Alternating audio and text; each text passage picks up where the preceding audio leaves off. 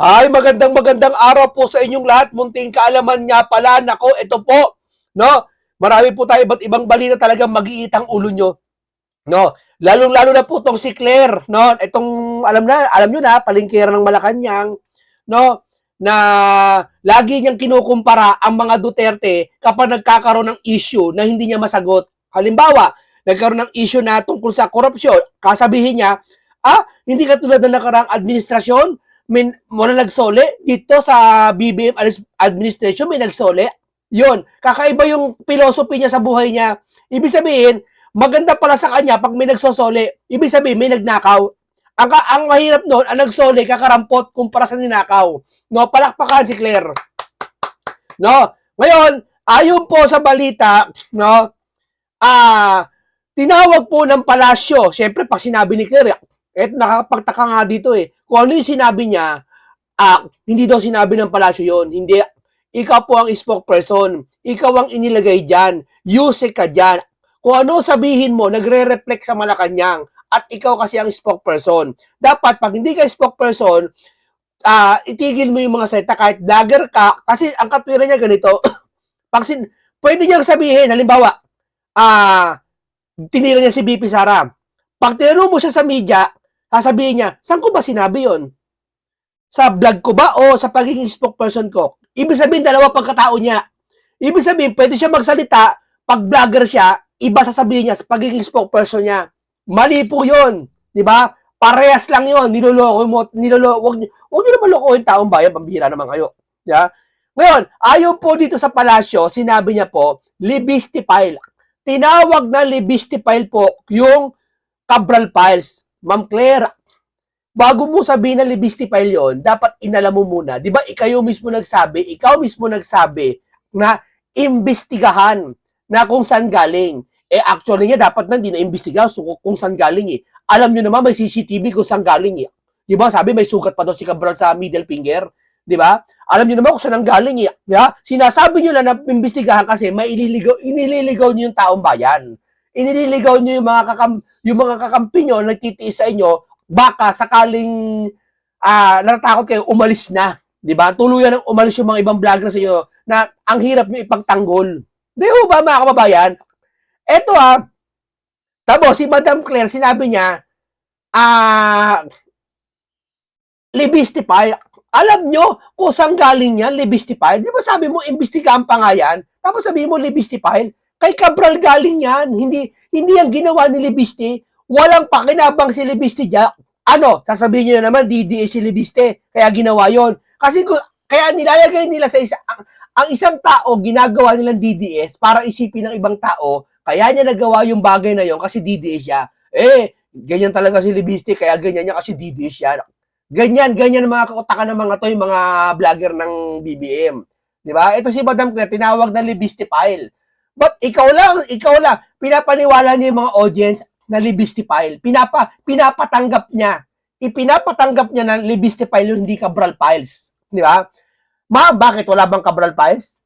Bago mo sabihin Libiste file yon, ibangga nyo muna yung NEP o yung ginawa ng dyan sa Gaabayan dyan sa DPWS, yung hawak ni Libiste bago yung sabihin Libiste file. Diba? O ito pa, sabi pa dito, bigyan natin ang Marcos Jr. admin ng chance na masolve ang issue ng korupsyon. Paano masosolve ang issue? Sagot ni Ma'am Rowena. Kami, mga syunga? You must think the Filipino people are really stupid. There is no second chance for a incompetent and corrupt cock addict BBM resign. O, di ba? Ano pagbigyan ng korupsyon? Pagbigyan natin ang chance na masolve? Paano masosolve? Hindi nga kayo nag-iimbestiga. Hindi nyo, sinasaway nyo yung ibang ahensya, sinasaway nyo ibang individual. Si Libiste, kung sawayin nyo, naglalabas ng ebidensya, sinasaway nyo. Si Ping Lacson, hindi nyo sinasaway, hindi naglalabas ng ebidensya kasi hindi nag-iimbestiga. Tama? Hindi nyo sinasaway kung sino-sino nag-resign sa ganyan. Wala kayong ginagawa. Si Pangandaman, si Olivar, si Bersamin, si Bonoan, si Saldico, asa na silang lahat? Ba't di nyo ipatawag? Si Gutesa. O sige, si Gutesa daw. Si Gutesa daw. Nasa na daw, tinatago ni Marcoleta, etc. Kung tinatago, kayo naman, Di ba pinagbintangan kayo ni Gutesa? Sabi niyo pinagbibintangan kayo? O kasuhan niyo si Gutesa. Ba't tayo niyo ipatawag dyan? Kasuhan niyo si Gutesa. Kayo nakaupo. Huwag niyo sasabihin nila tinatago daw ng Duterte ang Gutesa. Sila kasi may power. Ano may power? Nakakalimot ba kayo? Kayo nakaupo eh. Niloloko niyo ba taong bayan? Kayo nakaupo. Ang gusto nilang palitawin, ang Duterte, makapangyarihan pa rin sa Pilipinas, sila pa rin ang nangunguna. Hindi kayo nakaupo eh. Pa-victim to mga to eh. Pa-victim. Pati si Marcos, pa-victim lahat kayo eh. Di ba? Kayo nakaupo eh. Kayo, eto sabihin ko sa ito chori lang na marami to nakita ko lang din to pero sinigundahan ko lang ito mga kaibigan. Sanib puwersa. Sabi nila, eto chori lang to wag niyong ano to pero may possible na mangyari to pero hindi man nangyayari to pero itong mga to, itong anim na to, ito ngayon ang sumasagupa at ipinatanggol ang bayan natin. Umpisa mo kay Respicio. Alam niyo naman si Respicio, kung talagang napaka-tabil din ng labi niyan, di ba? Talagang durog si Chairman Garcia diyan, di ba? Si Ronald Cardema, di ba? Sa Duterte Party List, Duterte Youth. Di ba? Pag yan tumira, talagang hindi yung mga Duterte mga yan yung mga yan pwede magsanib-sanib puwersa at ang aking teorya, pag nagsanib puwersa yung mga yan, masusugpo ang mastermind. Kasi alam niyo bakit? Yung pink flower, wala ka nang aasahan. Wala ka nang aasahan dyan. Wala, para sa sarili lamang yan, mga ginagawa ng mga yan. Sa loyalista, wala kang aasahan dyan. Walang magsasalita sa kanila. Ultimo, mga mabababang vlogger nga Actually, hindi naman sila mabababa. Kumpara sa mga posisyon ng gobyerno, mababa sila, syempre vlogger lang sila kumpara sa posisyon ng gobyerno Mababa yung mga vlogger, isipin mo never nilang pinagtanggol ang bayan. Never nilang pinagtanggol, tinitira nila ang Duterte pa rin. Yun ang layunin nila.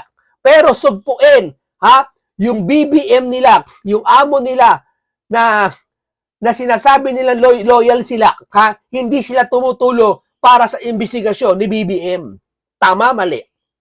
Nakikita nyo ba yan? Kayo, ilagay nyo nga, bago tayo magpatuloy, lagay nyo nga dyan sa baba kung naniniwala ba kayo nagkakaroon ng investigasyon na tulad na sinasabi ni Claire na bigyan daw ng tsansa itong si Marcos na masolve ang korupsyon.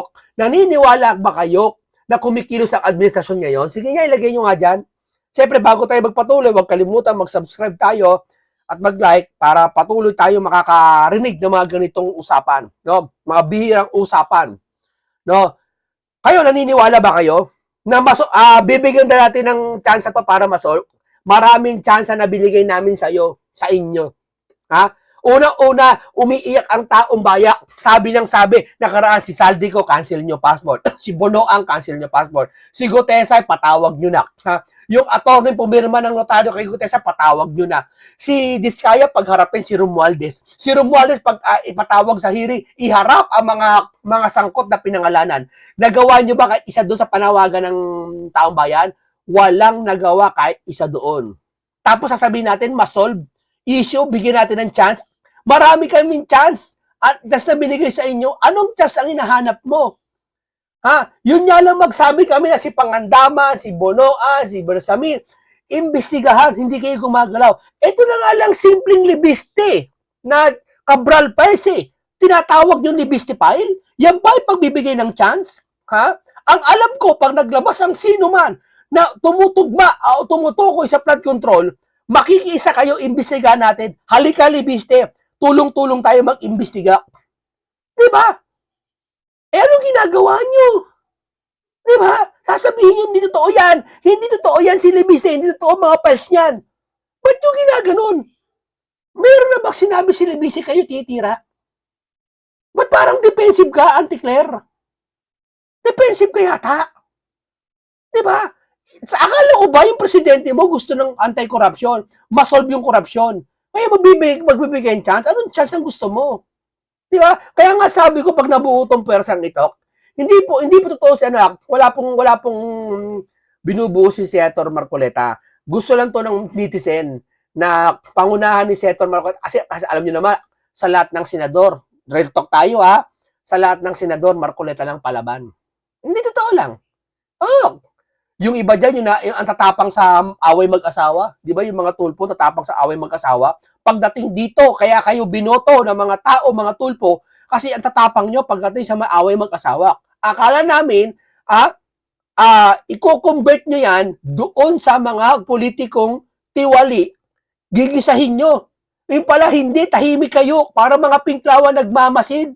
Wala nang katulungan bayan. Eto real talk tayo. Sino ba sasalita baliban sa mga vlogger ng na labanan ng korupsyon? Si Respicio, si Harold, si Cardema, Ronald, si Miao, Kiko Barsaga, sa paraan niyang Bang Gen Z yung paraan niya. Si Libiste, nagsasalita kayo. Si Henry Marcoleta, pinupuna yung mga lalo ito si Elisan Fernando. Maliban sa alin na yan, at sa pampito si Senator Marcoleta, may iba pa bang namumuna? Hindi ko nga nilagay si Ma'am Rowena Guangson, dapat adjust si Rowena Guangson eh. Yeah? Dapat adjust si Rowena Guangson. Yeah? Yun lang. Si Rowena Guangson niya, private citizen yan eh. Hindi naman public official yan eh. Pero tingnan mo, nagmamalasakit. Ang dami natin official dito nakaupo. Ano yan? Iba yung mga pumirma kay Sara? Ng impeachment? Yung ba yun? Hindi tumutulong ngayon? O kaya yung 2 milyon na binigyan ng Christmas bonus? Ba't di kayo tumutulong? Bakit wala nagpo-post na imbestigahan to? Si Libiste lang at mga audience, mga vlogger lang sasabi na imbestigahan yung sinasabing Cabral Files na meron si Libiste. Bakit parang wala yata tayo narinig? Bakit tahimik lahat kayo? May narinig ba kayo? Bagong taon, New Year na, pangalawang araw na ngayon, January 2 na. May narinig ba kayo na imbestigahan to? Wala. Tinawag pa na Libiste file nitong palasyo. Ito hawak ni Libiste. Libiste file daw. Sigurado ka Libiste file yan? Ha? May CCTV na nga, gamit galing kay Cabral. Sabi pa nga nang agaw si Libiste kay Cabral, hindi mapakita yung video kung asan yun nang agaw siya. Nang haras daw para kunin yung Cabral Files. So sa madaling salita, sa kahit ano pa bang paraan na ginawa ni Libiste yon, agaw man yan o ano man, isa lang ibig sabihin nun, galing kay Cabral yung files na hawak ni Libiste ngayon, na wag mong sasabihin na yan ay Libiste file. Di ba? Kasi nililigaw mo ang taong bayan. Akala ko ba gusto ng amo mo na si BBM na investigasyon na to, dire-diretso, walang kinikilingan, walang sinasanto. Bakit kayo parang defensive kagad kayo? Bakit mo tinatawag na Libiste file? Ha? Anong katunayan mo? Anong katibayan mo na Libiste file to? Kaya tama to eh. Kung magsasanib pa sa to mga to, hindi naman mabubuo ni Marcoleta to, pero sana maisip nila to na mabuo to. At sila susugpo sa mastermind. Yeah? Ba? Ngayon pa lang natataranta ng Malacanang dyan sa Libiste file na yan eh. Totoo lang. Anong gagawin nila dyan? Bakit tahimik kayo? Magmula na nilabas ng Libiste file na yan, pagkalaglag dun sa bangid, di umano, ni Cabral, ni Yussi Cabral, naglabas na kagad si Libiste ng mga file, hindi nyo na pinaniwalaan. Anong date ngayon? Nalaglag sa bangin, 2021, naglabas si Libiste ng file. Ano na ngayon? January 2 na. 10 araw, 11 days na mahigit. Wala pa rin investigasyon. Yeah? Pero samantala yung isa, nagnakaw na ng mangga, nagpapatok ng boga, huli na. Yung missing bride, pinokus, inuli. Pero yung investigasyon, ayaw. Yung mga pasaporte na tatakas sa ibang bansa, asa na? Baka katakas na sila. Hindi ko ba?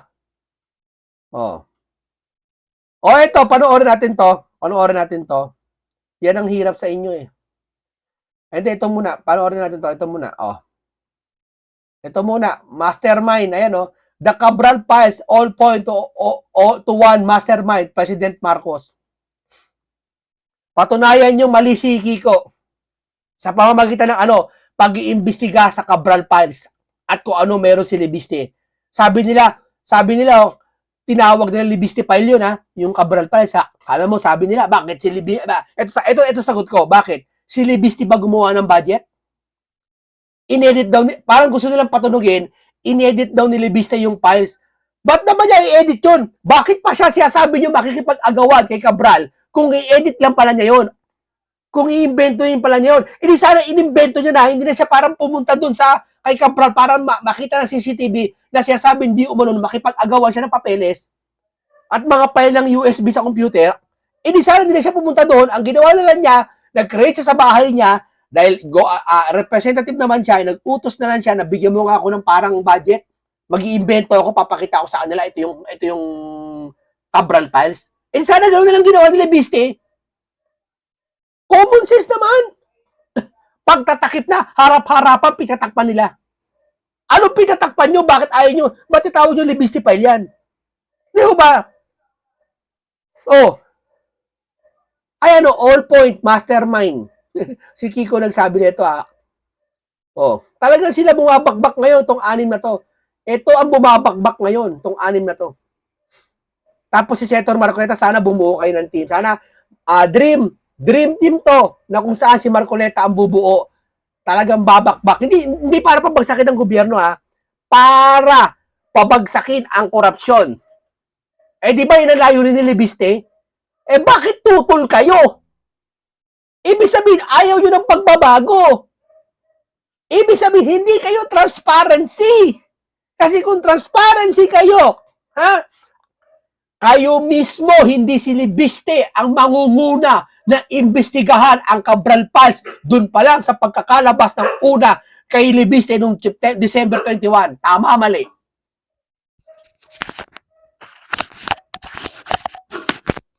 Di ho ba? Napakalinaw.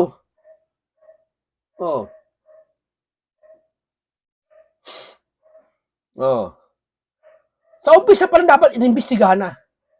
Pakinggan natin si Vic Rodriguez. Ito, pakinggan natin to. Pamasko at yung pag-release according sa pagbubunyag ni Congressman Lian Lebiste, itiniming doon sa pagpasa nung kanilang General Appropriations Bill. Talagang walang kupaso yung ating Kongreso Talagang ang kakapal ho ng mukha Nakuha pa nila na magbigay yung liderato ng Kongreso, nakuha pang magbigay ng tigda 2 milyon pamasko at balato dahil pinirmahan o pabuya dahil inaprubahan yung kanilang bicameral conference committee report sa loob lamang ng 1 oras. Tigda 2 milyon. Samantalang tayong mga ordinaryong Pilipino, inaatasan, inuutusan, kinukutya. Hanggang 500 pesos lang ang ating Noche Buena, hanggang 500 pesos lang ang ating Medianoche.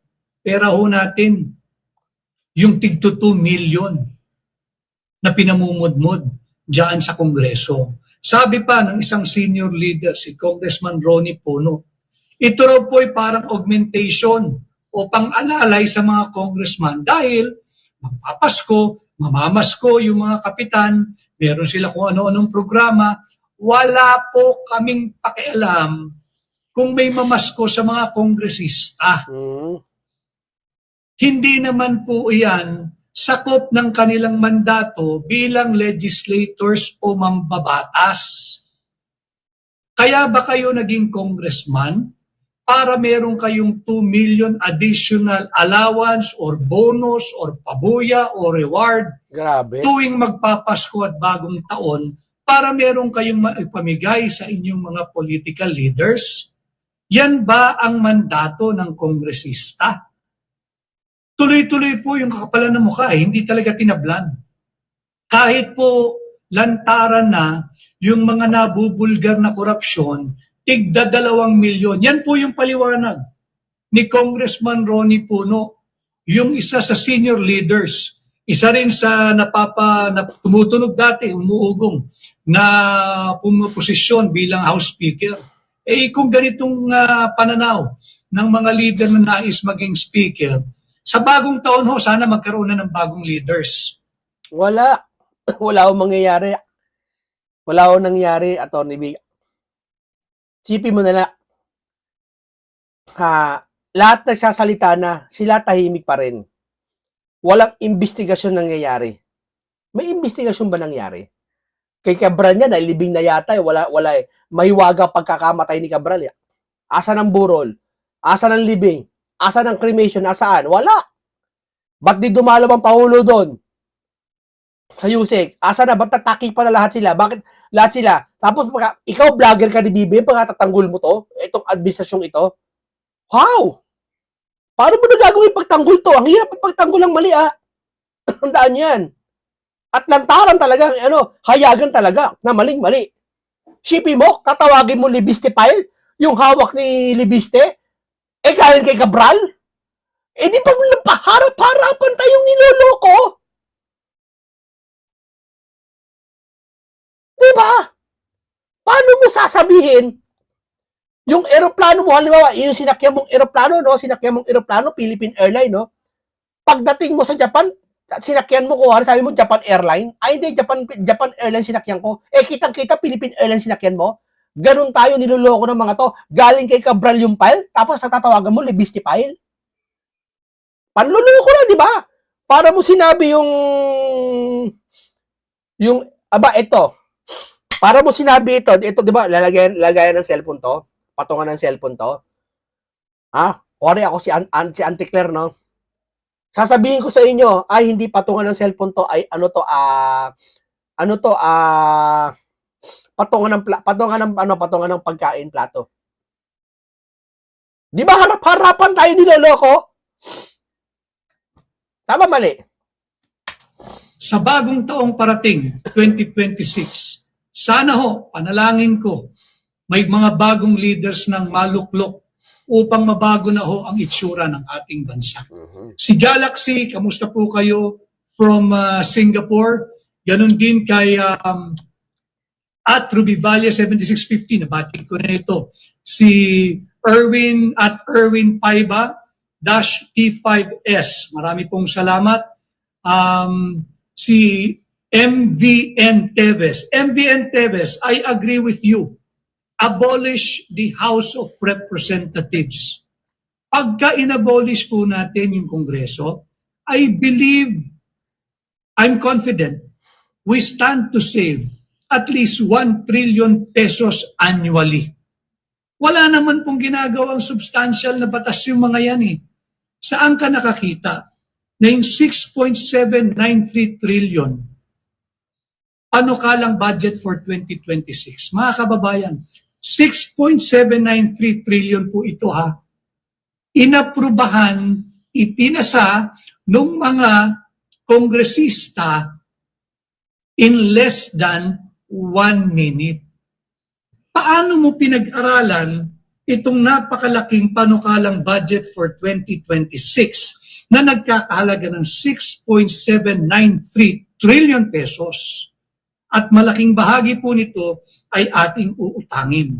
Nakuha pa ho nila magpamudmod ng tig 2 milyong piso. Bili mo sa gitna ng korupsyon, sa gitna ng paghihirap, nagpamudmud ka pa ng 2 milyon, tapos tinanong ka, may cheque si Libiste nilabas, tatanggi nyo. Tapos walang investigasyon na gaganap. Ano to? Lokohan? Tapos sasabihin mo, yung isa, si Madriaga nagsalita na walang investigasyon maayos, sasabihin nyo, paniwala kayo, sinakyan ng dilawan. Kaya itong mga dilawang ito, huwag kayo maniniwala dito. Yeah. Itong mga pink lawan na to eh. Wala kayong ano dyan, huwag kayo paniniwala dyan. Delikado yan sa bayan. Di ba? Hindi naman lahat ha. Kasi iba natatauhan eh. Yung mga kababayan po natin, katukin po ninyo yung inyong mga kongresista. Total, binigyan sila ng additional 2 million pesos. Ito, yung deklarado. Ito yung nalalaman natin. Katukin po ninyo, puntahan po ninyo yung tanggapan o yung bahay ng mga congressman ninyo. Meron po silang tig 2 million additional. Humingi po kayo, may oras pa. Wala na. Napamigay ba yan? 2 million na yan? Wala. Kaming kanina na yan. Di ba? Ganyan ka mga ano yung mga yan, kawalang yayang mga yan. Yeah. Ng ating pang medianoche. Humingi po kayo. Yung sinasabi ng Marcos administration na tigpa 500 lang. Huwag tayong lalagpas sa 500 pesos na Noche Buena at 500 pesos na Medianoche. Kunin po ninyo sa inyong mga kongresista. Napakarami po nilang pera. Bukod po dyan sa kanilang kinurakot at nakurap dyan sa flood control projects. 2 million. Hingan po ninyo, tigli 500 na lang. O meron pong 4,000 makikinabang. Katukin po ninyo, may oras pa para meron po kayong maihatag ngayon sa inyong hapagkainan mamayang medianoche. Kung tigpa 500 pesos, si congressman o si congresswoman ho, kaya kayong bigyan hanggang 4,000 tao. Kunin natin yung 2 million na yan. Pera po nyo yan. Katukin ninyo. Puntahan ninyo ngayon yung mga bahay ng mga kongresista ninyo. Nalathala na po sa mga pahayagan yan, meron silang additional 2 million pesos each. Katukin po ninyo. Manghingi po kayo ng pang medianoche. Di ba sinabi ng Tigli 500. Di ba sinabi ng ito ni Puno, para daw sa yung 2 milyon na dulas siya, parang inamin na rin niya. Nabalitaan nyo ba yon? Lantaran tayong niloloko eh. Kaya pong mamudmod ni congressman o ni O ito, obstructionist sa kanila to. Itong 6 na to, obstructionist sa kanila to. Lalo si Libiste. Paano naging obstructionist si Libiste? Tumutulong sa investigasyon si Libiste. Sino mag-iimbestiga? ICI, wala na. Yung matandang si Boy Tago, ayaw mag-imbestiga. Blue ribbon siya. Ang kapal na mukha, inagaw kay Marcoleta yung posisyon, tapos siya tatambay lang. Pinapasahuran natin, ayaw mag-imbestiga. Sino nag-iimbestiga? Wala nga kung tutusin si Libiste lang eh. Tapos wala pa nangyayari. Ayaw nilang tanggapin. Sige nga. Gising niya mga kababayan natin? O talagang todo tanggol kayo? Sa administrasyon, papayag kayo ang pinagtatanggol nyo? Ayaw mag-imbestiga kahit isa? Payag kayo? congresswoman hanggang sa 4,000 tao. Dapat utusan ni BBM na ng alyado niya, mag-imbestiga kayo. 2 million po yan. Yung iba dyan, higitang nakuha, atukin po ninyo, wag ho kayong mahihiya. Pera po natin yan. Ibubulsa lang po nila yan. Kunin po ninyo, mag-doorbell kayo. Tumungo na po kayo sa bahay ng mga congressman. May oras pa ho. Mag-doorbell po kayo, pumila kayo roon. You demand. You give us 500 pesos now for our medianoche. Mamayang dating ng 12:01 a.m. Pagsalubong ng bagong taon. Congressman, congresswoman, sabi ni Atty. Vic Rodriguez, meron kang 2 million. Bigyan mo kami ng tigpa 500 pesos dahil hindi mo pera yan. Kunin po ninyo. Si Greg Francisco, watching from Calgary, Canada, ang mga government employees, maliit lang, Christmas gift. Tama po yun. Yung ating mga nagtatrabaho sa pamahalaan, katukin po ninyo ang inyong mga kongresista. Pumila po kayo. Kahit na magmistulang protesta ang inyong pagpila, obligahin ninyo. May 2 million po sila. Pag sinabing paano nyo nalaman yan, sinabi po ni Congressman Ronnie Puno. Sinabi yan eh. Sinabi yan eh. Inyong leader sa Kongreso, meron kayong tigda 2 milyong piso, wag nyong itago. Tama. Amin yan, pera namin yan, kailangan namin ng pang-median. Tsaka pala mga pagmumukha ng mga to, no? Harap-harapan tayo niloloko. Gusto nila, puro sila pakabig. Ayaw nilang makakabigan sila. Pag pinangalanan sila, tatanggi sila. Sabi nga naman, sino ba magnanakaw na umamin? Nang makakain naman kami ng disente sa pagsalubong ng taong 2026. Yan po ang gawin ninyo. Dahil may 2 million kada congressman. Grabe na po pera ng mga yan. Grabe na po, paliliwanag ko sa inyo. Yung 6.793 trillion na budget po, panukalang budget for next year. Ilang oras na lamang po, 2025 na. Yung mga sumisigaw na tinutulak tayo sa isang armadong digmaan o armadong konfrontasyon laban sa superpower na bansang China, sinasabi nila atin ito, yung mga pinag-aawayang bato Sabi po kasi ng UNCLOS, bato lang yun eh. Di ba? Low tide, high tide feature lang yun eh. Ang claim lang po natin doon, ang basehan ho natin, bahagi daw po yun ng ating exclusive economic zone. Hindi man natin binabanggit na ito ay ating bahagi ng ating sovereignty. Yung sumisigaw ng atin ito ho muna ipaglaban natin yung ating national budget. Bakit? Malinaw ho, walang debate kahit saan tayo makarating. Itong perang ito, yung 6.793 trillion, atin ito. Pera po natin ito. Ito ang ating ipaglaban. Huwag po tayong magpapadala doon sa mga mahilig sa propaganda. Yung mga sinasabing atin ito, na wala daw mawawala ni katiting sa ating teritoryo. Tama, hindi nga malinaw kanino yung pinag-aawayan doon eh. Diba? Next year ho, sa ilang oras mula ngayon, ay gaganapin dito sa Pilipinas yung ASEAN, yung Association. Okay, mga kababayan, hanggang dito lang po muna tayo, no? Muli kong pinaalala sa inyo itong sinasabi ni Bec Rodriguez na ito, isa sa mga tao nagsasalita na wala sa posisyon sa gobyerno. Kasama tayo, mga vlogger, mga netizen, na tayo nakakakita ng katotohanan. Pero silang mga nakaupo na nahihiwagaan ako, hindi nila makita ang katotohanan. Ang mahirap nito, kitang-kita nila ang katotohanan, pero nagbubulag-bulagan sila para lang mapagtakpan yung amo nila, yung mastermind. Kasi obvious naman lahat nag-resign. Sino ba natitira na? Si Remulla na lang, pati yung spokesperson. Yun na natitira halos eh. Yung mga nag-resign, ayaw imbestigahan. Sila yung mga bakit ayaw yung imbestigahan? Iintayin pa ba natin si Saldico, nakaalis, hindi na imbestigahan? Si Bonoa, nasa na, hindi na imbestigahan? Si Cabral, wala na, hindi na imbestigahan? Ihintayin pa ba natin sa kahit anong kaparaanan na yung mga yan ay mawala sa kahit anong kadahilanan? Hindi natin iimbestigahan? Tapos sabihin natin, panaglabas si Libiste, dito, ano yan? Anong klase yan? Yan ba transparency? Sige nga. Yun lang sa akin ha. Palaginip ko lahat yan. Okay, paalam sa inyong lahat.